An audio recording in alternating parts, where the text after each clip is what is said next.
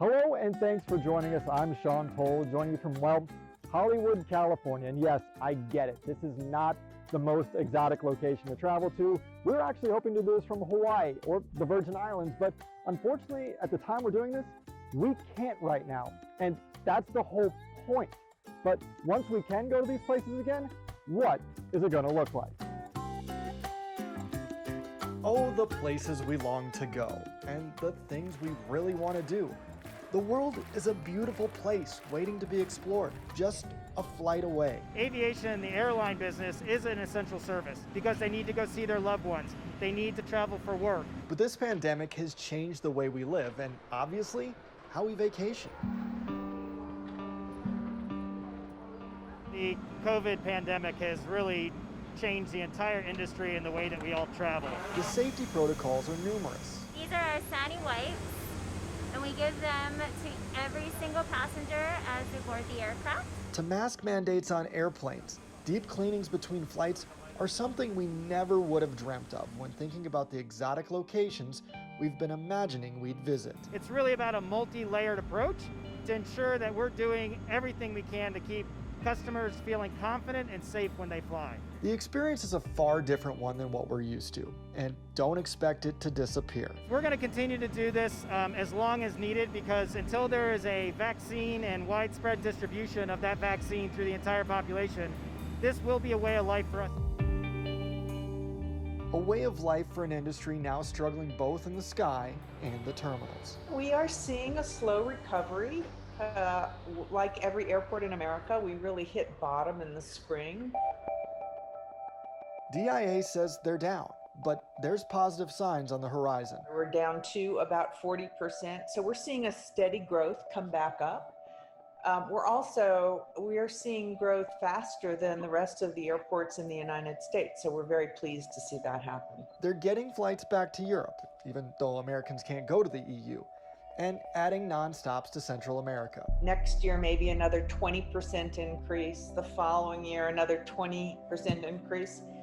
That said, if we get a vaccine and if people, can travel, if the international travel, comes back quicker, we could see a much faster recovery next year. But, I don't have an 8 ball here, but that's probably the most secure thing I could use to tell you what's going to happen. But people are still coming through.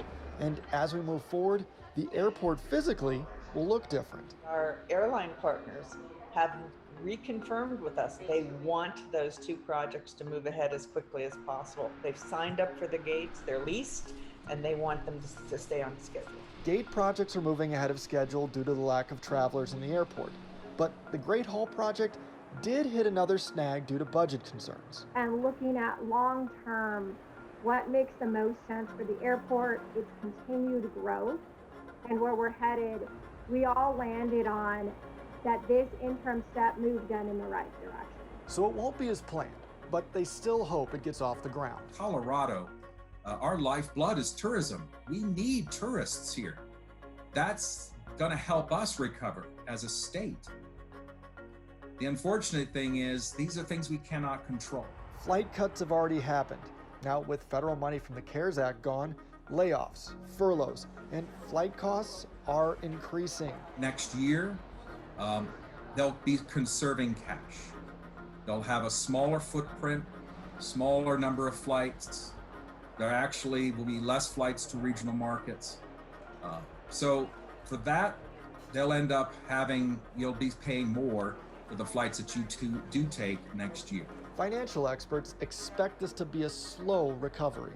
So if you extrapolate the past to predict the future, then to get to pre-COVID levels, we're looking at potentially at least 3 to 4 years. To put it in perspective, the industry is trying to rebound from 9/11 and the 2008 recession all at once. In a year where unprecedented is cliche to say, this is unprecedented. Pessimistic view is 5 to 10 years before we get back to where we were in 2019. Is it safe to fly? I think each person has to make that decision for themselves and for their family. Certainly the airlines, the industry have done everything they can. And that's part of it all. When will we feel safe again to hop on a plane? Tell me, are we going to have a vaccine? Recent vaccine news has given hope to the airline industry limping through what would usually be a busy time of year.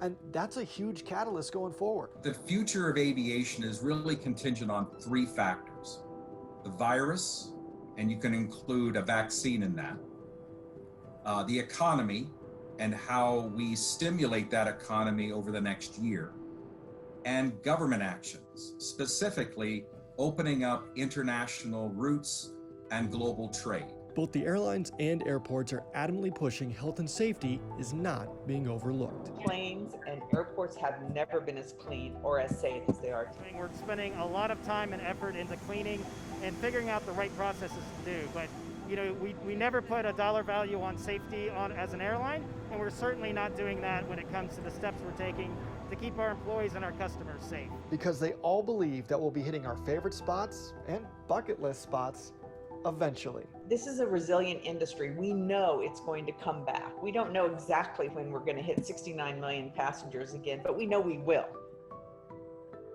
Obviously, a lot is still up in the air as far as the airlines are concerned, but even if you do feel safe enough to fly again, what's it going to look like when you actually get there? What are those hotel accommodations going to be like?